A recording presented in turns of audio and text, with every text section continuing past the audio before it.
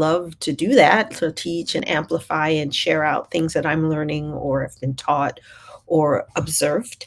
But today we're really just going to be creating a convening space. So your input, responses, and contributions will be essential. Um, Thank you, Devin. It was our original conversation in our OC breakout group that inspired me to do this. So I'm really, really glad you're able to join. Um, and so, what I wanted to say to start is I believe that we all know that we are in this really acute moment of realizing how much we actually didn't know or don't know about essential things in our work and around our work. And I think for those of us who care about these issues of inclusion and all the things that we care about, we're finding that this is a moment to attribute a sense of humility or at least eagerness to keep learning and growing. And in whatever ways we can then use that growth and continued education and expansive approaches to model good behavior and good practices to others. I think that's what we want to do. I clearly recognize that we are playing the ultimate game of defense, defense right now. So I'm going to just pull up my Stephen Curry faith and vision and hope in saying that, there is beauty in defense and there's beauty in resistance and in joy. And in sticking with our values, I think one of the things that's been really frustrating this week is to see how many people seem to have really quickly flip-flopped on their values in light of the incoming administration, which makes me think maybe those values were just a commercialized construct to begin with. And so for those of us who don't operate that way, welcome. And what I've done is I've created a deck that we'll go through now, and it's just a way to anchor the conversation points. And I really, really encourage you to please do use the comments. Even though there is a bit of a lag between my real time and comments, I will monitor that. It's a shame that LinkedIn doesn't allow us to do like the Zoom thing where everyone's live in real time and seeing each other. But, we'll see how things move along in the future and if we go to a format like that. But the last thing I want to say is please don't come in today or come to me thinking that I'm going to have all the answers, because what would that be? And I think a lot of in this moment, a lot of the 92% of Black women who did vote for Kamala Harris are saying, we are not doing this labor. We're not doing this work. You broke it, you buy it. And so while I haven't abandoned the work that I want to do with Brave Sis Project, let's be clear, I don't have any answers. I think it's our collective wisdom that matters most. And I think it's our collective wisdom that might hopefully see us through. So with that, I wanted to start out just to sort of take a quote from a book called The Four Pivots that I find very, very helpful, and which has really created a lot of my thinking about some of the overarching systemic meta frameworks around these issues of inclusion and equity and diversity and belonging and whatever else we want to call it. And hey, Jennifer, it's wonderful to see you here. And so what he says in his book, The Four Pivots, is and I do exhort us all to think about this a lot. If I were going to say one thing from like a teacherly kind of point of view, we gotta, and I'm talking to myself, this is for me too, because I've been down in the dumps like everybody else. But instead of pain, what about joy? And instead of using the word resist, even though we like that word a lot, what about reimagined? And instead of defend, what about dream? This is all very Afrofuturist, in fact. Instead of disrupt, what about discover? Instead of demand, what about create? So you see what he's trying to set up here is this idea of getting out of the pain Olympiad and the struggle bus, and think of it as a different way, a different method for living. And I think this is something I'm really trying. I'm not succeeding, but this is something that I'm trying to lean into. So instead of fight, design. Struggle becomes play. confront becomes invent, destroy becomes visualize, and deconstruct becomes build. And I like this. Hi, Kristen. It's wonderful to see you. I like this um, approach a lot because what it does is it takes out the pain, it takes out the injury, and I do think, my friends, that one of the things we are most going to need to commit to is finding ways to embrace the joy, um, and to find the play and to convene in that way. Before I go into the very sort of heart of the deck, I just wanted to anchor us around the notions of power that I like to play with and that I like to think about in terms of how we talk about all these things. So there are 4 types of power, according to some practitioners: power over, which we're going to be receiving and living through a lot of, the dominance; power with, which we love, right? Collaboration. Power to, which is the idea of shared service. That's where mutuality comes in to play. That's the world that I really long for. And I guess the 4th is power within, which is the self-awareness part, which those of you who know the work that Brave Sis Project does understand that piece of it, which is like, without doing the inner work and moving the dial on our own mindsets and areas where we may be inadvertently not paying attention or not even aware of the attention to be paid, things stay stagnant. And you will notice that I usually use a term that'll come up later to talk about that phenomenon, and I am learning to divest myself of that. It's going to be hard. Okay, so again, please, this is the part that's on you all who are live. I want you to participate. We're going to look at 10, I think, different sort of vectors or scenarios or whatever we want to call them. I can't think of the word, but I'm going to have a sip of my coffee, and maybe the words will come a little faster. We're going to look at each of these one by one and some of the terms.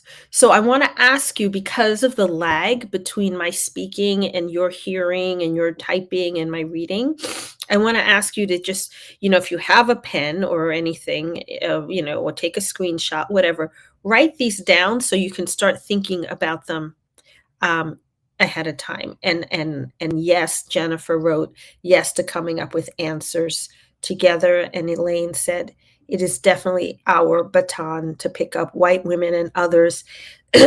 And I'm very grateful for you, Kristen. And Lynn writes, there's spaciousness to this approach. Well, Lynn, I'm always trying to offer something different to the ecosystem of this whole equity world, which is that I want us to be collaborative and I want us to be building it together. So let's give that a shot. That's one of the words that we want to revisit. Okay, so the first one is these terms around dominance. It was the word empower itself and its usage that encouraged me to do this conversation. I don't think anyone on the call right now, though I can't see who all is there, has participated in the 2 women's cohorts I did this spring and summer, but we had a very robust conversation about the word empower. And I'm talking a lot now because I want you to catch up with me, and I want to invite you to think about other terms that you are familiar with that infer a power imbalance. Someone at the top who has everything, and then all the rest of us or them, right? If any of you read the blog post that I did this week about us and them, and maybe to them, we are them, and etc. I can share all that later in the post afterwards. But when you think about this, what are some of the other terms, and what's the matter with empower? I'll take a minute to see if anybody wants to put in the chat, what do they think is problematic with terms like empower or tolerance when I was a child, and I'm just gonna keep storytelling until somebody puts something in the chat, okay? So, like, come on in, y'all. Uh, when I was a kid, I was watching this documentary on Netflix yesterday called Buy Something. I think it's about our over-consumerist society. And they were talking about, some of you who are older like me remember the Coca-Cola commercial in the 70s, "I'd like to teach the world to sing." And it was this utopian idea about we are all one, right? And that led into the whole I don't see color and, we're post-racial. And all of those words, to my mind, and I see some comments coming in, which is great. To my mind, all of those words imply the power holder and everyone else. So, judgment, hierarchy, absolutes. Exactly, Elaine. And power implies the other person needs you to give them power. Empower indicates, let's see, I'm going to highlight some of the things so people can see. Indicates one party is lacking power and needs to be given it. And then also a judgment hierarchy. Correct. Right. Wow. Tolerance connotes endurance rather than embrace. That is really true. And that really gets us into the whole white savior thing, right? The charity model, which those of you who are familiar with my course know I spend quite a bit of time on that, talking about philanthropy and its origins. And this idea that it is my path to heaven to help the less fortunate, right? And all of that is Elaine, I love you because you, my New York girl, we're like, let's say it like it is. All of that's really problematic, right? And I love that, Devin. Equip, engage, support. I wrote a piece about that that's on my blog called "When Seeking Equitable Outcome, Words Matter," and it was about the conversation I had with someone, a woman in Mauritius, and we were trying to do some text for her deck, and we were trying to. You can read the piece, but we were trying not to say ignite. We were trying not to say galvanize, because those words are kind of heavy, but also it was a climate organization, so we didn't really want to get into the fossil fuel kind of language. So it can be hard to find the words, and I love the words that people are saying here, and I hope that it'll be useful to each other as we put this together. Lindsay, it's great to see you. You may have been in that session when we got into the whole convo about empower, the word empower, but and if that is true, it's really all about like creating these hierarchies, right? And that doesn't serve anything in the long run except the status quo. And Kristen, I do a whole thing about like the different forms of power. I'll probably be writing about that soon on proximate, because we talk about that a lot when we talk about there 6 different types of power, and when they all work together, that's when the flywheel moves along. And so, yeah, I do think too that there is something kind of shameful and heavy about the word tolerance. On both sides, it hurts to feel that you're like lame and bad and like not on point, and it hurts to be the recipient of it. It's like it hurts on both sides, right? I believe. And that's where we get into the difference between nice and kind, which I'm not going to give away the store. If you're interested in more of that, you all know where the course is. We get into that pretty intensively. I was at an event last night at Town Hall on misogynoir, and we talked about, how the American archetypes are white woman is nice, Black woman is strong. So sit with that for a while. Violence is the next one. So this is really, really hard because we use these words all the time. I'm going to shoot you an email. Oh my God, he really jumped the gun. He really killed it. Oh, they nailed it. I am trying really hard to find other words instead of these words. And I said to my Gen Z daughters, I love you, I love you, I love you, but you have to stop saying that was a slay. Your generation has to stop saying that. We are likely to see a lot of violence around our world over the coming times. We already have been. And so, right, like, let's see if I can do this, if it's going to even work. To go back to this idea of like getting out of the quagmire about everything, I think there's value in reconsidering some of these words. And that's hard because the Gen Z love saying that was a sleigh. It's like the greatest compliment you can give someone. But imagine if you're talking to someone who just lost a loved one to violence. Or imagine if you're working with a community where internal violence is very common. Or imagine you're working with in development, and you're working in a community that is refugees or people who just saw war. Or imagine if you're working domestically with refugees or new arrivals. We're never calling a human being an illegal, right? That's like just trash. Um, and they saw things and they lived through things.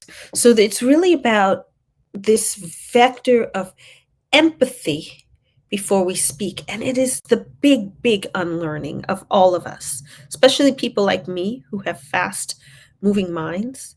If you have other examples like that you want to put in, feel free. I'm going to move us on because we have a bunch of them to look at.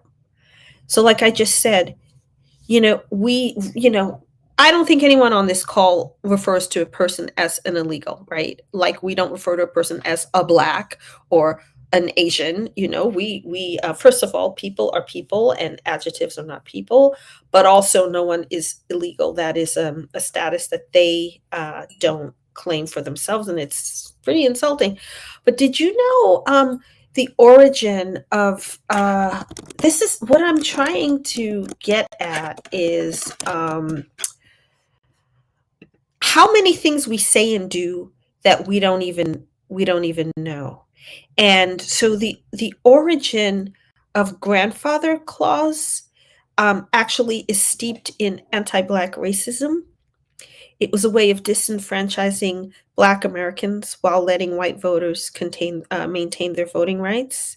And this was something that existed in the after post-Civil War South until 1915, when the U.S. Supreme Court abolished the idea of grandfather clause. So it was a way to deny abolition. No, not abolition. The vote. I can't think of the word. Another sip of coffee. And we use it all the time. And I don't think we can stop using it because it's like the language of, legal things. But again, we want to be thinking about it. And if there's an opportunity to say, oh, grandfather clause, don't like to use that term because it's rooted in anti-Black discrimination. Yeah. Tell me about the brown bag lunch and piece of cake, if you would, Lindsay. I want to hear more about that. We also know, like, cakewalk. You shouldn't say that, right? Because that's steeped in minstrelry and making fun of Black folks, and also making the enslaved people have to entertain the white folks. I'm going to move on, and I'm looking at your quotes here, and I'm going to just put them up here, and I appreciate it very much. That is a really good segue to the next set of words that I think and this one, those of you who work in the development, or like development as in humanitarianism, or in what do we call it? Philanthropy. We know this is a tough one. Like, the words are so colonialized. There's so much colonialism. First of all, right, we still have to say global South, because you don't want to say, we used, when I was in college, we used to call it Third World, right? And there was that great reggae group, Third World, that sang, now that we found love, what are we gonna do with thee? Right? We can't, it's a problem, right? Because again, it implies that hierarchy. So every time I use global South, I either put quotes around it, or I sort of say, we're looking for better words, but we're working on it, right? And I think that's one of the things that I like to say about all of this um, is that we're not going to get it right, but we're going to just admit the humility that we're trying, and it's a process, and invite other people to. Okay, so about the brown bag, yeah, that was also one of the things that in respectability politics, and in that period in the early 20th century where we had the whole lifting as you climb, as those of you know who know the book Our Brave Foremothers, about this period of time where folks are really trying to lift up the race, right, and like do education and community care. And out of that emerged from the North cities like Boston that had long existing uh, generations of unenslaved Black people, many of whom were highly educated and within the realm of what was possible for them societally, quite well off.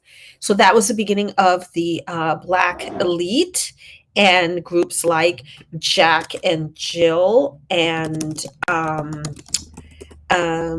the cotillions and things of that sort, of the Black upper class, to which I never belonged, even though a lot of people think because I have education and I speak so well that I must have come. I did not come from very humble people. And the thing about those groups were, if your skin was darker than a brown paper bag, you couldn't get in. That colorism exists in Black community to this day. So we don't want to like exacerbate it or dance around it by the words we use. So thank you for Lindsay for sharing that. And I really I rankle, I tense up when I hear people say, "Oh my God, I know it's a first world problem." I don't think I have to explain why that is just a phrase to just stop. Just stop. There's a lot going on right now as some people are suffering economically or feeling very unstable. There's a lot going on right now around folks who are in a more stable place, just being really with sort of horsey blinders on, and not realizing how the words they use, the things they say, the situations they depict can really make others feel other. I'm speaking personally, right? Truly, just to be honest.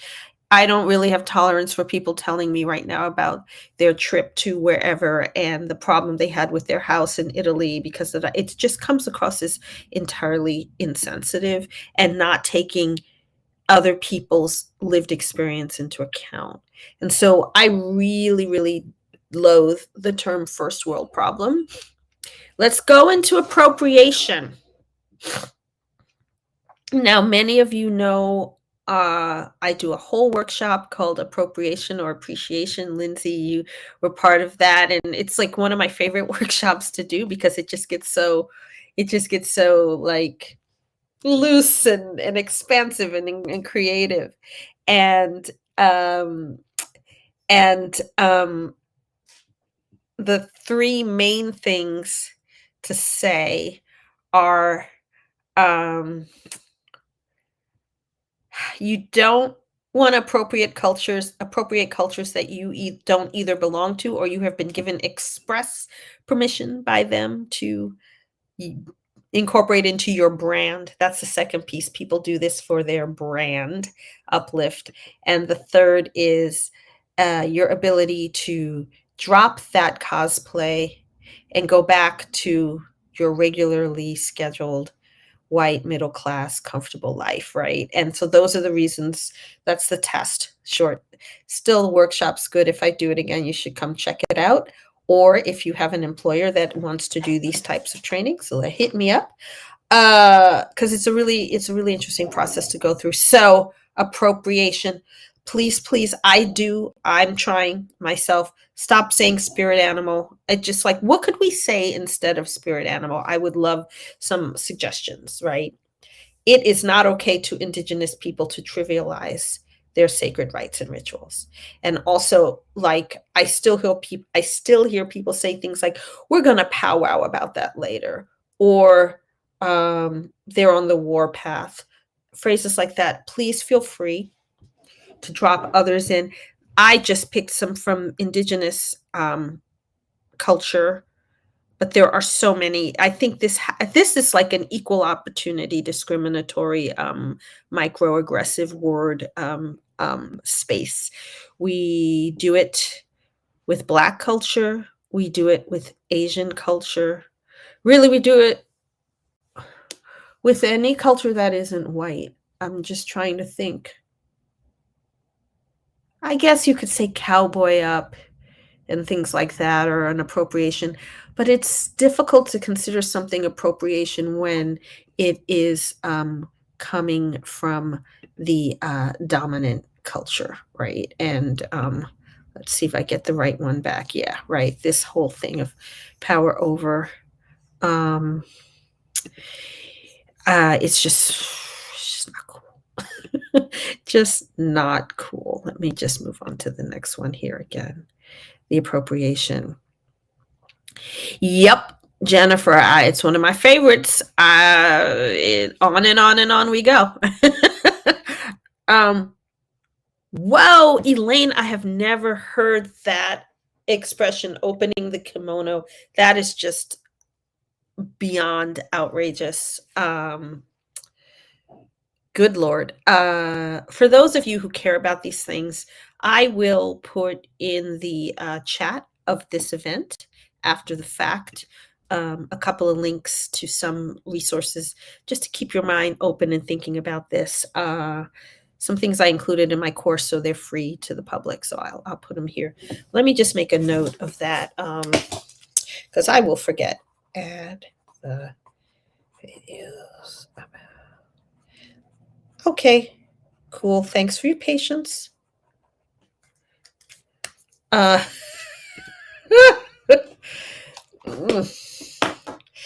nothing to say about that. Yeah. Oh my God. Well, some of you might remember the illustrations that I shared in one of the cohorts where it's a bunch of Asian women sitting in chairs getting their nails done while a bunch of blonde women do their nails. And that kind of subversion of norms visually is one of the ways that I think art is really helpful in shifting narrative. Yes, we have misogyny. Lord help us. Okay, this is the one. This is my moment of confession because I use these two terms all the time, right? When I talk about the work of Brave Cis Project and how I'm trying to help progressive women and mostly white women, but also white aligned and white enculturated women, right? See through their blind spots, realize when they're being tone deaf. And I'm really struggling with this because those are the really pithy terms to describe.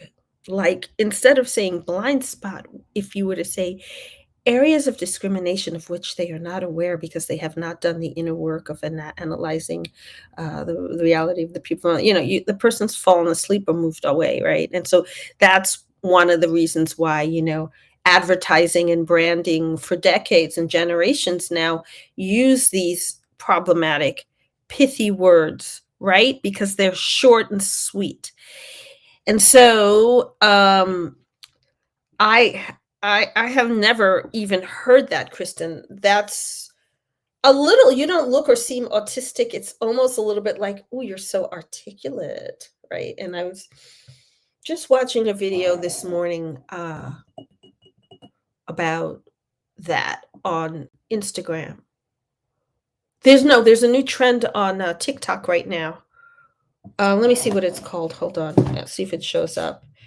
In these days, I got to go to TikTok sometimes because I just need short bursts of some other type of narrative than the one that is all over the place right now. And oh my Lord, it's just not going to want to come up. quickly enough because I'm in a live and it just doesn't want to. Oh, it's called Black in White Fields Trend. Black in White Fields Trend. And it's a lot of stuff like that, like saying to, it's like, construction workers and blue collar and working laborer people saying things like, I said to the white man, "You're so articulate. Where did you learn to use words like that?" So it's ironic and funny and a little helpful in moments. But I would actually invite you all to think more about some of the ableist words, even the famous thing on which the originating inspiration for the thing I call microaggression movie. No, no, no, no, no. The thing that I call the privilege staircase was originally built on that notion, that exercise of the privilege walk, which is ableist in and of itself because it implies everyone can walk. Also, I wanted to create something that had many, many more layers of difference than just the 10 top 12 ones, whatever. And also I wanted to create something people could do virtually. So that's why Privilege Staircase became what it became. But I think when we're talking about ableism, stand up for something, take a stand. I've been in places where like we've spent so much time going back and forth over, is this okay to say? Is that okay to say? Is that the right way to say it? That we end up not even saying anything and then the session is over. I mean, in my past, in places I've worked. So a recommendation that I have here is about, a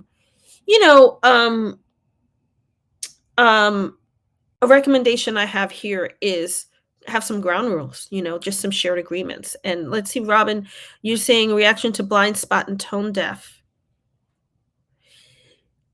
That's interesting. That is it. Yeah, I will not disagree with you that it does seem a bridge too far. And I do think that, how do I want to put this? As someone who herself had been targeted as being insensitive, or this is about 8-9 years ago, right? Not woke, because of the work I had, which was being a fundraiser, which meant going to have lunch with rich white women and make nicey nice. And my more activist colleagues thought that was a sign of being a sellout. Some of you know this story. And I said, well, do you want to pay your rent with US dollars or righteous bucks? And I was soon relieved of my duty at that place, right? And I do speak out against going so hard with the purism and the purity test that you alienate everyone, which I think is what's happening, we're living through the process of in our culture. I argue with my 26-year-old. Well, we don't argue, we discuss this all the time. What's the middle ground that makes sense?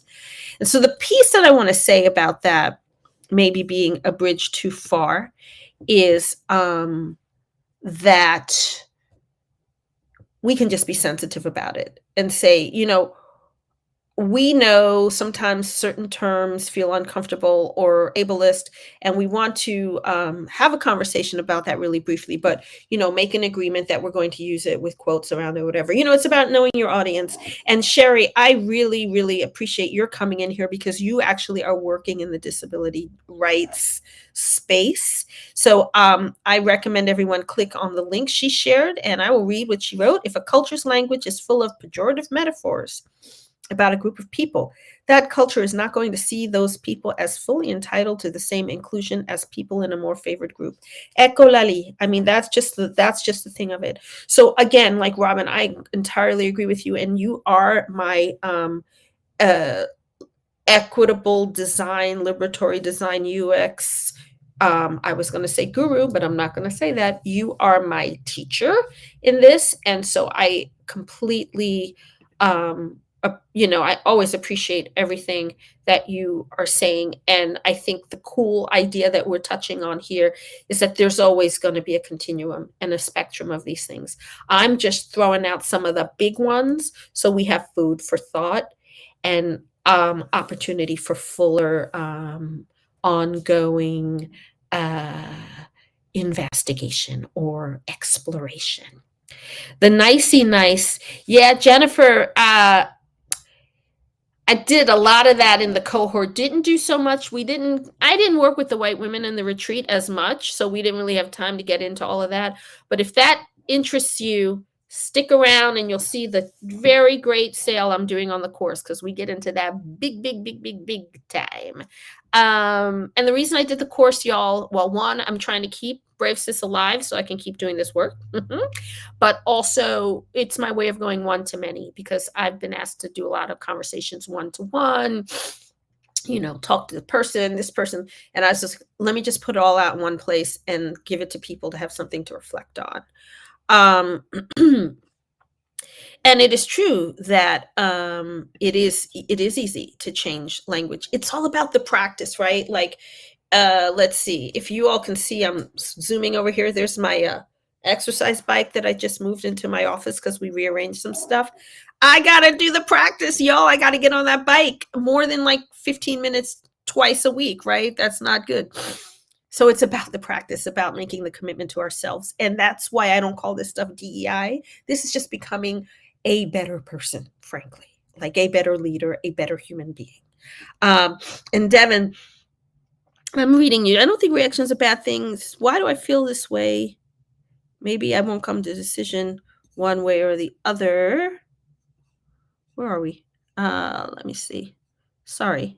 But it's planting a seed. Yep. I mean, that's the whole point of this is I wanted to create a space for planting seeds. And we're all going to have different apertures from where we arrive in these conversations. And that's the piece that's really important. And Jennifer, to go back to the nice thing, that's where nice fails and kind is important, just to sort of do a quick overview, in my opinion, because nice is performative and kind involves real work and pain and discomfort and all sorts of things like that. Oh Lordy, let's sit on this for a minute. Y'all, I have not lost friends. I have eliminated friends from my life who use the word thug. If you dare to use that term, even if you're talking about the Italian government, if you use that term, I cannot be in space with you. And I just can't. And I think that's what's important to understand about this work is each person you're talking to across difference is going to have a red line, right? If you are talking to someone who is queer and you make a homophobic reference, this is kind of the problem that like snarky people try to bring up about the N-word. Well, they use it in rap. Why can't I use it? There are just certain things you can't do. And if you don't understand why the word thug is not okay, hit me up and I'll point you out to some things about that. Illegal, we talked about earlier. Blacklist, that has racial undertones, and obviously it's part of U.S. history with the whole McCarthy era that we are re-entering. But what about spooky? This is hard, right? Because people, this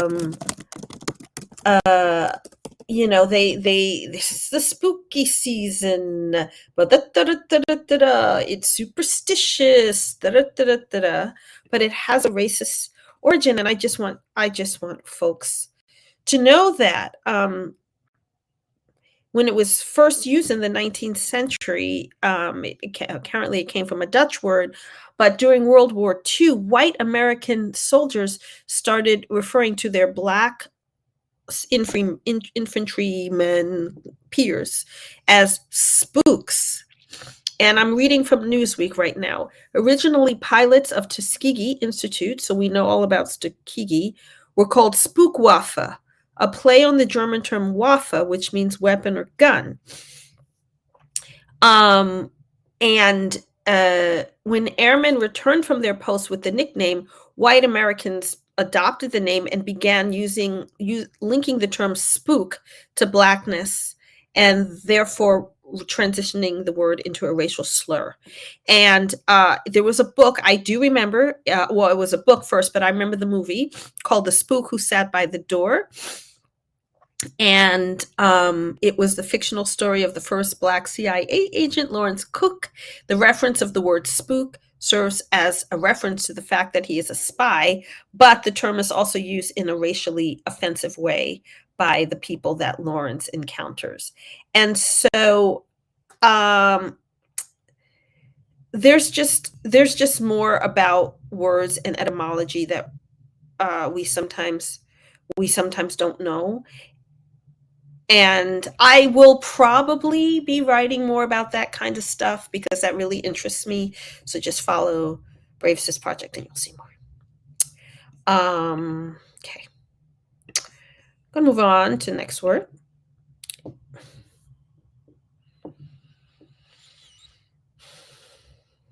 Homophobia. Lord help me. Can we just make an agreement, like if we ever hear someone, and this is like a lot of like people who vote Democrat but are very what's the word I want to say, homophobic in their life, or traditional or conservative rather. They talk about things like sexual preference. That is, what is it? Is it a tautology when a word is just saying something that's just literally untrue and impossible? It's not a preference. It's not a preference. It's how you were born, right? And I think there's a moment of arresting conversation when someone uses terms like this. You can say, a preference is tacos over lasagna. But if you eat, that's not preference. Oh, yeah, maybe that's not the best example, but you know what I mean? Similarly with the gay lifestyle, that one, I've got family members who use that, and it makes me want to just cry because it's not something that you adopt to be chic. And yet, this kind of language is used a lot. It's in our society. Little acts of resistance, I think, can begin with questioning certain terminologies and phraseologies. Homosexual is also, if I'm not mistaken, it's more of a scientific description than it is an individual, but I'll have to look that up again. Again, I'm asking you all, let's put more things in the chat if this elicits any ideas for you.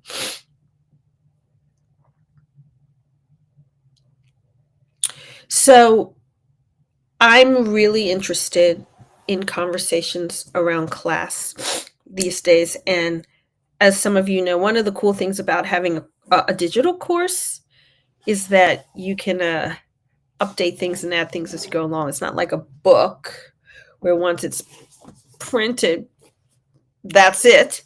So I've been adding a lot of reflections about class. Race has often been used as a proxy for class in America, and it's been a very canny tool used by forces of opposition to freedom and justice to keep people separated. And in this moment, as we try to recover and recuperate and figure out if there's a world for us to save in this United States, a lot of people are investigating the language and frameworks that they use to be classist. And that's largely talking about discriminating against white working class people. However, if you go back to the history of this country, a place like Five Points corner of New York City, downtown West Village or East Village, or even below the village, whatever, which is where tap dancing originated, because the African-American Southerners and the newly arrived and very discriminated against Irish people would do these dance-offs between the jig and African dance, and that's how tap dance came to be, and that is a fact. So when we talk about class, check yourself. We use words like this a lot. Backwards, uneducated. This actually extends to, in what I've seen, this extends to the development world as well. We see more and more people being aware of languages like Thanks, Jennifer. I do too. It's like a way of being in dialogue with people on an ongoing basis. We see places like Doctors Without Borders recognizing that they have used tropes of the misery of the shoeless, distended belly. I also child as a way to raise money. We got to be really careful about this. This, in my opinion, goes back to this conversation, this power over. It's a really sneaky kind of way of hiding. I won't do that one yet. It's a really sneaky way of hiding superiority over folks. So if you think of other examples around class and around, the words we use, that could other. I really recommend that you share them, because you can put them in the chat after this event is over, or anytime you can connect with me on my various platforms as well, because I really want to dive into this more. This feels like an area I want to spend a little more time learning about and sharing about. Yeah, Jennifer, that happened at Berkeley High when my girls were there. There was kids who were less privileged, where in a school called CAS, I believe, and I don't remember what it stands for, but a child had made a spoof social media account where they said, CAS, training the garbage workers of tomorrow. And I am proud that Berkeley High jumped on that right away, and they made a whole big hoopla. I will, however, say that the little boys who did that are now the young grown men who are voting for Joe Rogan or with Joe Rogan, and saying things like "your body, my choice," right? So like the spores of evil, of hate, they may be pushed down, as we've seen, but they don't really go away, which is why I think it's our work to always be checking ourselves as the I don't want to say the adults in the room, but the more sentient and more compassionate and more aware folks in the circle. I think that's our burden. I think that's the mantle we have to hold as progressive-minded people in this world. And again, the humility of saying we're still learning, we're still growing. I think that's a big part of it. PSA. You're not from the Caucasus Mountains. And Black people use this word a lot to talk about white people. And to me, it makes me wonder, is there something that in your mouth, in your mind, that you feel it's unsafe to say white, like that's a slur, right? When I say this to everyone and people get mad at me, I'm like, please don't use Caucasian. That is not a word. We don't say Mongoloid. We don't say Oriental. We don't say Negro anymore. Just say white. Just say it. Just say it. Say it. Say it. Say it. I want to add to the convo that we didn't get through. Now is the time. And so, again, I believe it is very othering when we use the word empower and tolerance and others like that. And just give me a second. I was, hello. I want to share something. Let me see. I don't know if Kelsey was able to make it. She may have been unable to at the last minute. But if you give me 1 second, we had a text about some of the terms that she sees. Capacity building, which implies that the partner doesn't have existing capacity. That's true. That's true. Professionalism, we get into that in the course. It gets used against people in a lot of harmful ways. Terminally online, whatever is that? That's ridiculous. So again, the violence, think about this one with a lot of think about this one a lot. I mean, I have a whole bunch of other, maybe I'll write a piece about this at some point. I have a whole bunch of other ones like this. I've got like a list of like 15. And there's an amazing woman named Rianne Esler. I will add her to the list of things that I share out, and her amazing work. She's like in her 90s and she's like my role model. I adore her. And she has the Center for I forget what it's called, Center for Collaborative something, or it's amazing. She wrote The Chalice and the Blade, if anyone knows that book. Anyway, inspired me a lot to think about language that implies violence and just how endemic it is in our sick American society.